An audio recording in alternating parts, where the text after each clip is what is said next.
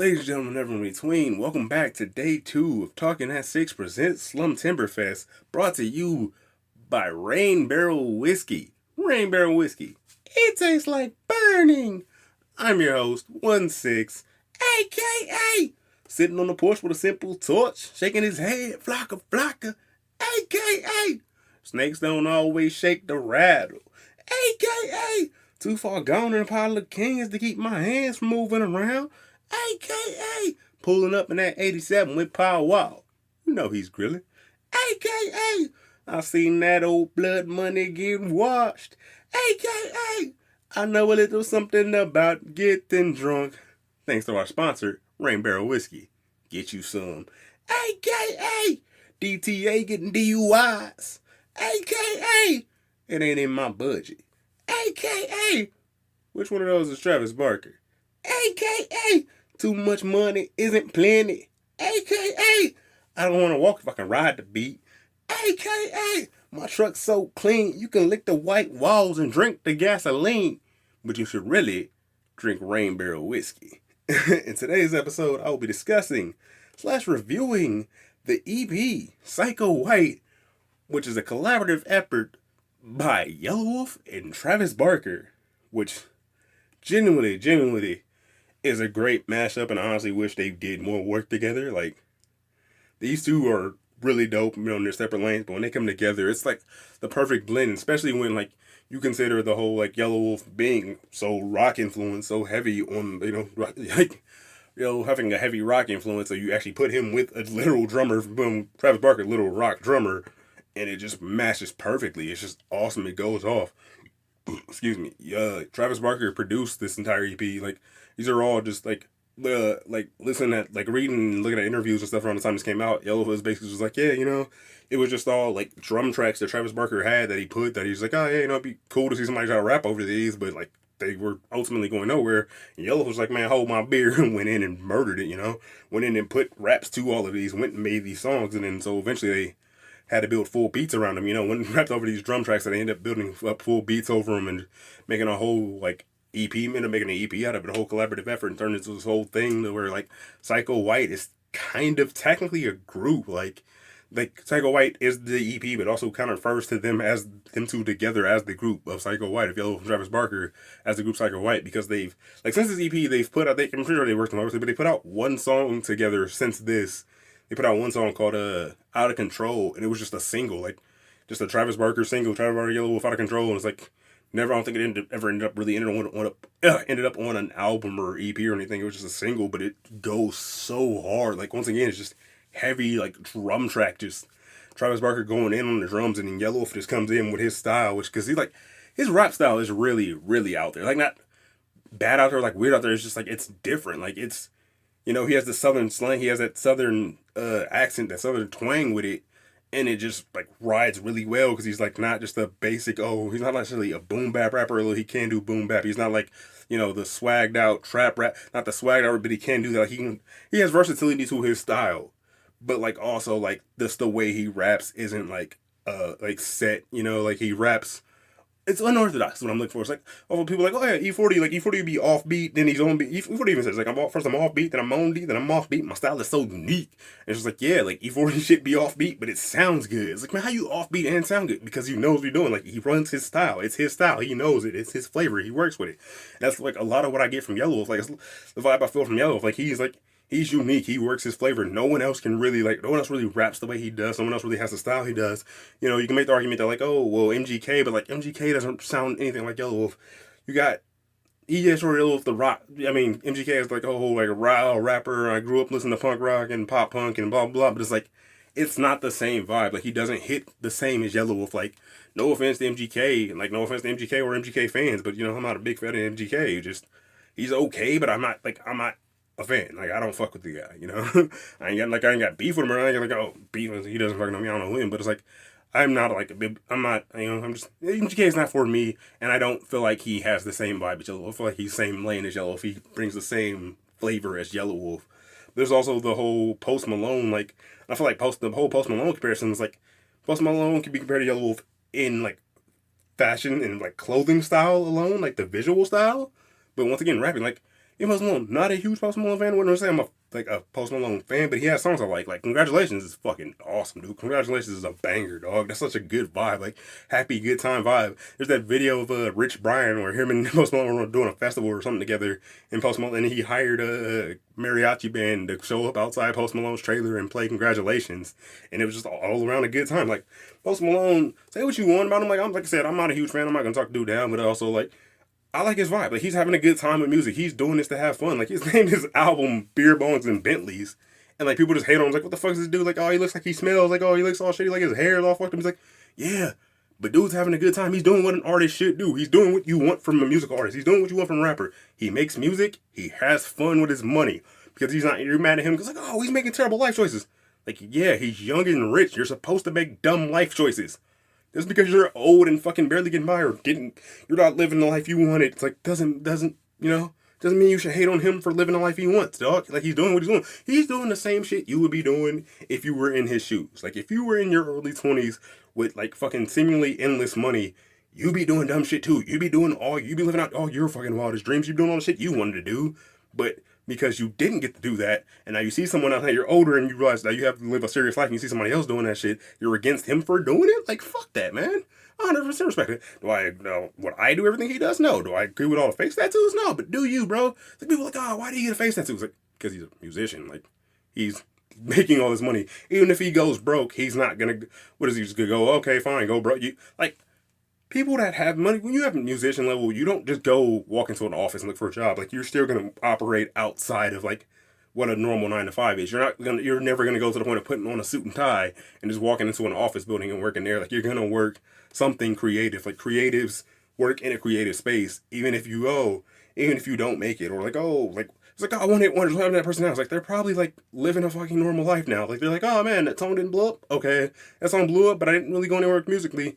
I'm going to go work in something else. I'm going to find another passion. Like, I don't get the idea of people, like, getting mad at musicians for, like, not, like, dressing or acting like they work a 9 to 5. Like, acting like, oh, why are they living all reckless? Because they have the money to do it. You would be living the same way if you weren't in fear of not having the money to pull it off.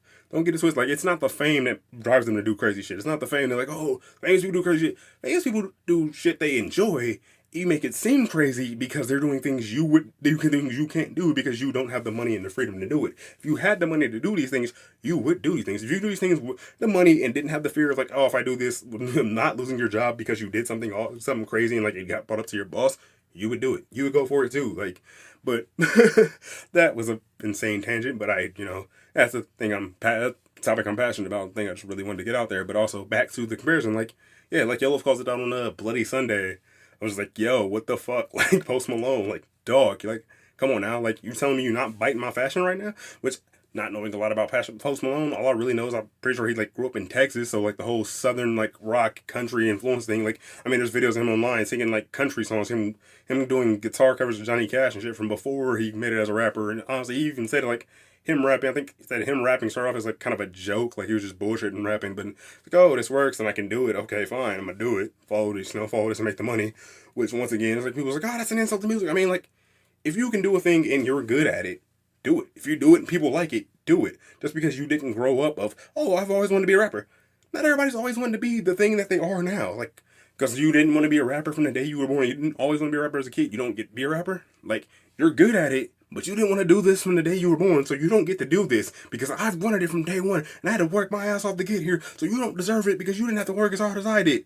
The fuck mentality is that, bro? Some people are just naturally gifted at things.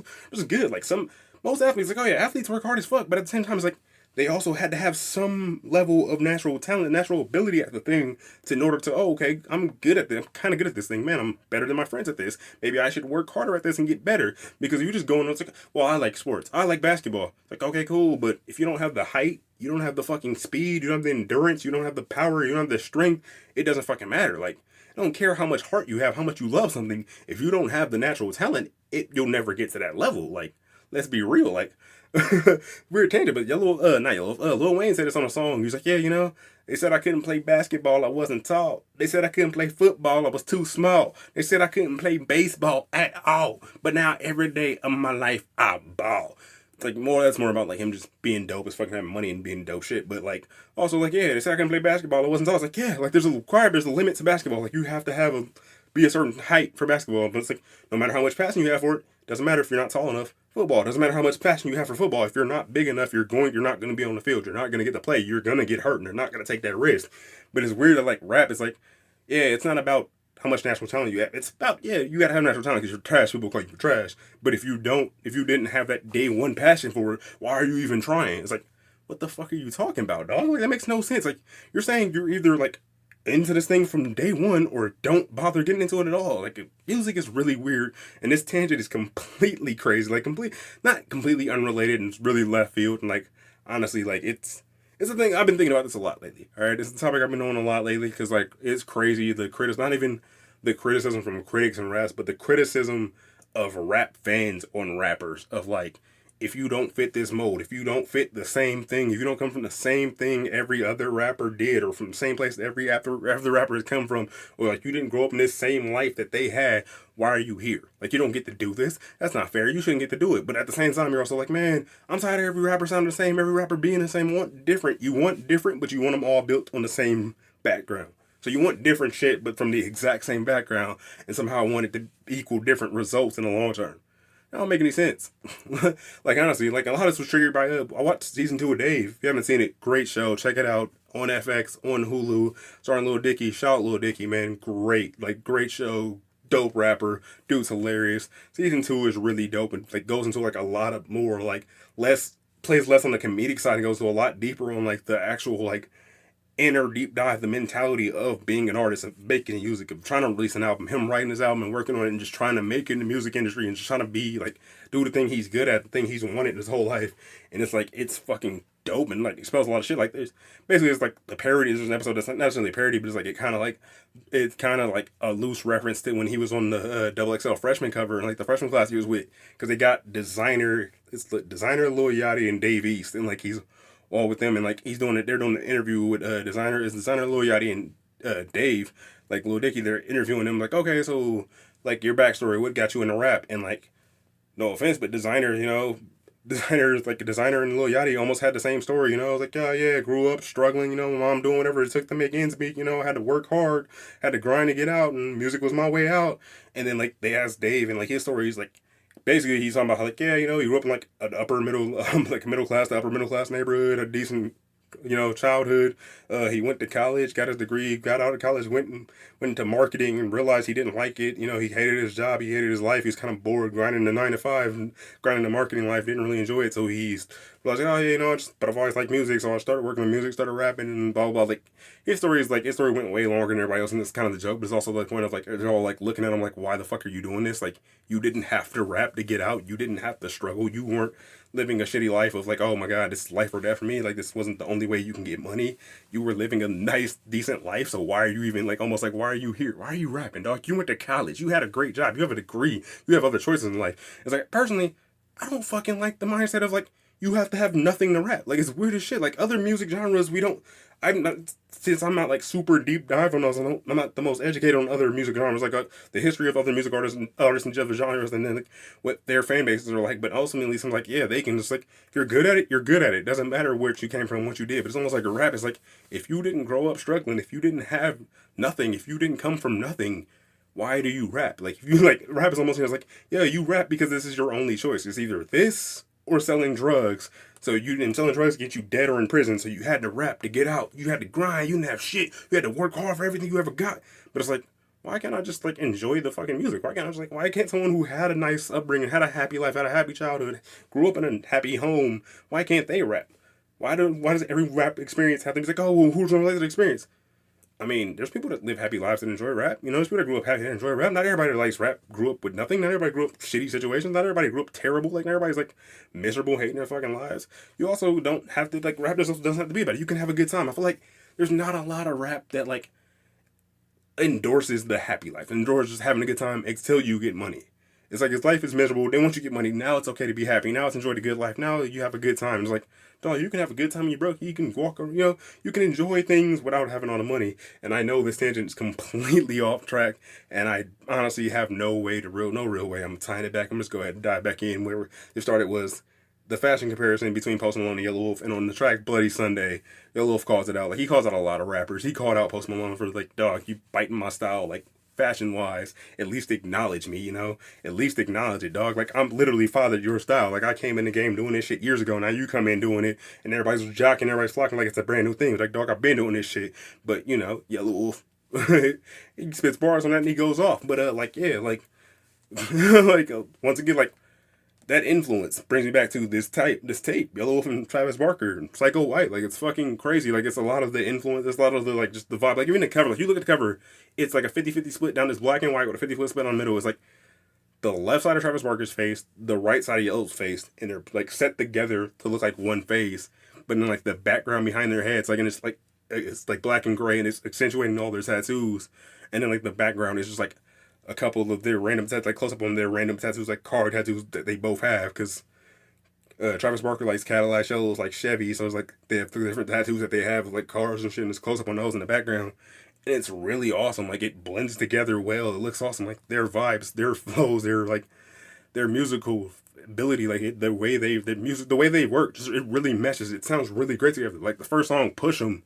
To this day, like, dog, this album came out so long ago. To this day, Push 'Em is still one of the bucket songs. Like, it's one of my favorite songs. It's definitely on my, I need to get hype. It's one of my go-to get hype songs, because it's just like, it starts off mellow and just it starts off kind of mellow, like slow. Like, there's like the videos, like it's the car revving up and like and it pops in and it's just full goes, just full fucking sends it on the drums. Travis Barker just full goes in, and Yellow comes in and just something is wrong with me. I'm feeling like Psycho White. I can't get a grip. I'm about to slip. I'm about to fight. Just took another shot of whiskey till it hit me. Oh man, it's so good. Like, he just comes in high energy, and it's like, it's funny because the verses start off mellow. It's like, there's a catfish and a drop top thunderbird. Oh my God, here comes Billy again with Travis Barker, Jang and Silent Bob. Hiya, mom. What is it? It's fuck, man. I can't remember. It's so good. But then it was like the chorus is just like full blown, like even the videos, like just them on stage throwing water, just super buck, just mosh pit. And the video, like the chorus is just like, yeah, everybody in this motherfucker, 1, 2, 3, go, jump, jump, jump, jump, jump, jump, push them, push them. It's just a full high energy, just intense, just get buck, go crazy. Not ironically, but yeah, like the first time I ever saw Yelawolf live, this was like the second song he played. He came out and he played Honey Brown. He played Honey Brown. He played. This is the second or third. I think he played Honey. He played the first 3 songs were Honey Brown, Push 'Em, and fucking Catfish Billy, which will once get brought up again, which will get brought up in a later episode. I feel like that's gonna be a running thing for this series, because like a lot of these things tie together, and a lot of these songs are like closely related to me in my mind and send me to a similar place. But yeah, like the first song was like those 3. It's like those 2 songs were like 2 of the hypest songs, dog. Like 2 of his hypest songs, 2 of his greatest moments. He played those like in the first 3 songs of a concert. It's like, where the fuck do you go for the rest of the set? Like, he has songs, he has great music, he has a bunch of songs to pull from, he has a bunch to go from. But like, you played 2 of the hypest songs. One of your first 3 songs had 2 of your hypest songs in them. Dog, like, we in for a good night, you know, just high energy, great times, great vibe.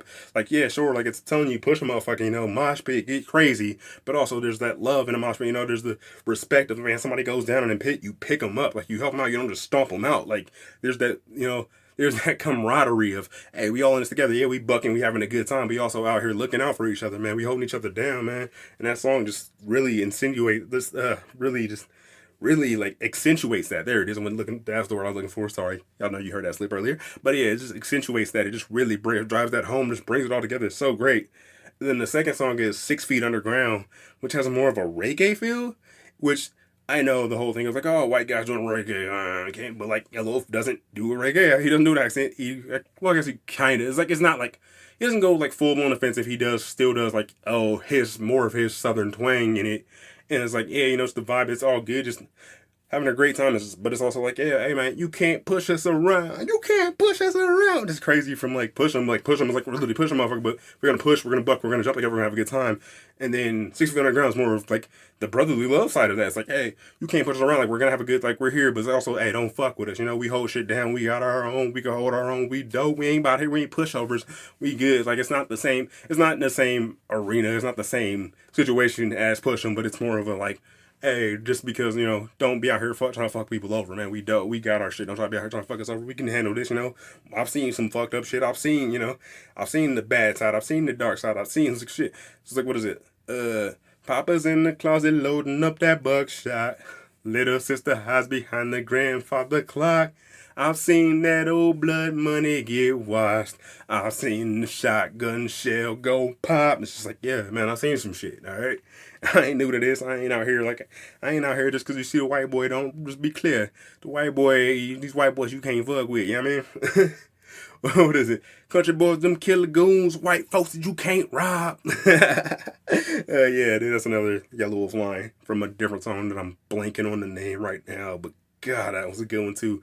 Then it goes from 6 Feet Underground into funky shit, which is, oh my God, that's some funky shit. Oh my God, that's some funky shit. Peanut butter jelly box sitting in the carport with his 808 crap like they open up a barn door.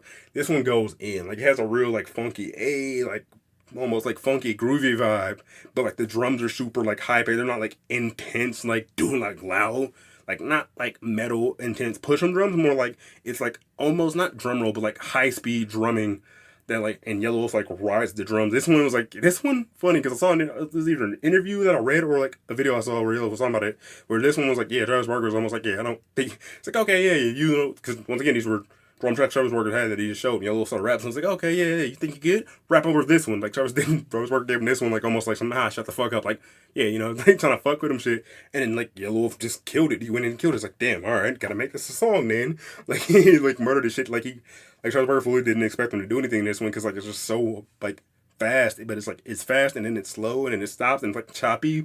It's like chopping speed wise, but also chopped up like stop and go fast drums.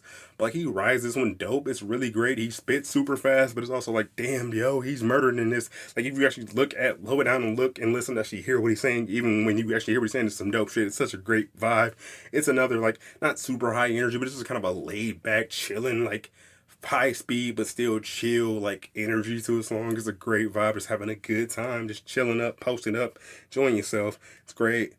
Then that goes into the song Whistle Dixie, which that one's I can't really whistle, so I ain't gonna do it that hard. This one's more like, this one reminds me of like a drum line or like drill team kind of drums on it. And like it's super good.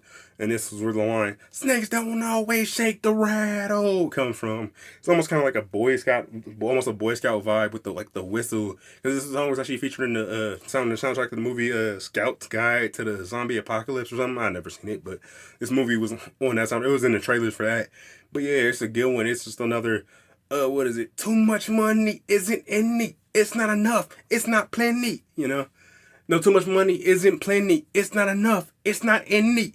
But yeah, dude, that song just goes hard. Like it's Yelawolf, just like bars are more punchy, like less melodic. Oh, vibe and ride the drum. This is more just like it comes in punching. Like it comes in punch lines are like punchy, hit hard, come in loud, hit hard, pause, come back in, hit hard again, and just keeps doing that. And so it just builds up to the chorus, and then like when the chorus drops, it's just like wop wop wop wop wop, and like whistling. Also, the video for this one is really dope because like they literally have like a drum line in this with Travis Barker leading it, and like they're all have like skull paint on, and then Danny Trejo's in it, and it's like set in a graveyard at night, and like they're carrying his coffin, and like Danny Trejo's in the coffin, and like at one point he has skull paint on and shit, and like he's like in the coffin just rocking with them carrying it and like whistling and shit. It's so dope. That one's a really great vibe. That one's also like. It's weird because like funky shit is high paced chill. This one is slow paced buck, like slow paced but still high energy and hype, and like makes you want to rip the doors off of something, man. Make you want to tear shit down. Just tear the roof off the mother. Gonna turn this mother out. But nah, yeah, that one like dope, and it's crazy how those two like have like switched vibes. Like one's fast but chill, the other one's slow but buck. It's awesome. And then it brings us to the final song. Director's cut, aka Michael Myers and Superman, which this one is like, this is like you gotta watch motherfuckers around this because this one was like a bad breakup, like just you having that, just you in a breakup, you're in that mindset, you just went through a bad breakup, you're mad, you're angry, you about to go out and just fuck some shit up, man. Like how dare she leave you, It's like clearly like satire, all right? They ain't saying go out and do this shit kind of sketchy, but it's like, yeah, when you just in that bad vibe, it just threw you off. You're pissed off to when like, man, fuck this shit. Basically, you feel like a combination of Michael Myers and Superman. Like, you feel like Superman, you feel like you're on top, you feel like nothing can hurt you, you strong as fuck, you out here, you about to fuck some shit up, but also you got the Michael Myers mindset of, yeah, fuck this, I'm about to fuck everything up, ain't nothing touch me, man, fuck her for that, I'm about to break everything, I'm about to destroy everything, and like, it's crazy. And this song is like this is like one of the most horrorcore songs I've ever heard Yelawolf do. Like, personally, I do enjoy some horrorcore rappers, enjoy some horrorcore songs. Shout out to Galamus Devil. Shout out to King Gordy, man. He ripping shit. He out here, Check out the Entity. Check out, Dark Lord Vader, HDLV, Hill Dark Lord Vader. Also check out, Lars, Last American Rock Stars, a group project with, Bizarre, King Gordy and Bizarre, man, they ripped that shit. It was dope. But yeah, dude, King Gordy's dope in the horrorcore game. Back to director's cut. It's just like, it's real horrorcore vibe. It's like essentially, it's like, he broke up. His girlfriend broke up. She left with him. She left him while he was at work. Took all her shit, bounced. Like, it's home. She took all her shit, bounced. She broke the phone jack, ripped the phone off the wall, fucked up his trailer and left.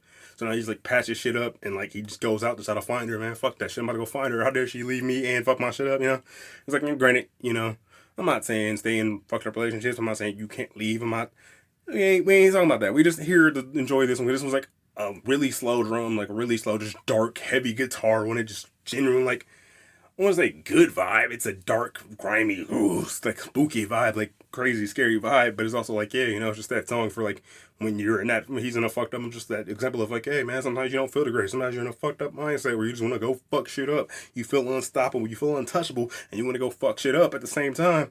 It's like, you shouldn't go out. Like, you shouldn't do that. You shouldn't actually go out and you shouldn't act on those feelings. But also, here's what that's here's relating to that. Here's how that feels. Here's what you feel like, and it's like almost like. He feels like, man, that's to the point where, like, he's so mad. He feels like, man, none of this shit feels real. It's almost like he's living in a movie. Like, that's why it's called, director's cut. Like, he feels like this actually is the movie. Like, I'm shooting a movie right now. My life is a movie, but, like, a grimy horror movie. Not, out here popping bottles, having a good time, living it up movie. More of the dark side, more of the downside. Which, like, I also respect that because, like, I respect more artists their highs and their lows, Like, I get it. Some people, like, are personal, that shit's personal, man. I'll show you the high moments, but I don't want to show you the lows. The lows are personal. I want people to know when I'm feeling like shit, but also feel like, yo, a lot of people can relate to those too. A lot of people can relate to the lows. Those are like, not to say enjoyable, those are relatable. Those can have dope songs. A lot of dope songs are about come from artists having a bad time, or when they're in a bad way.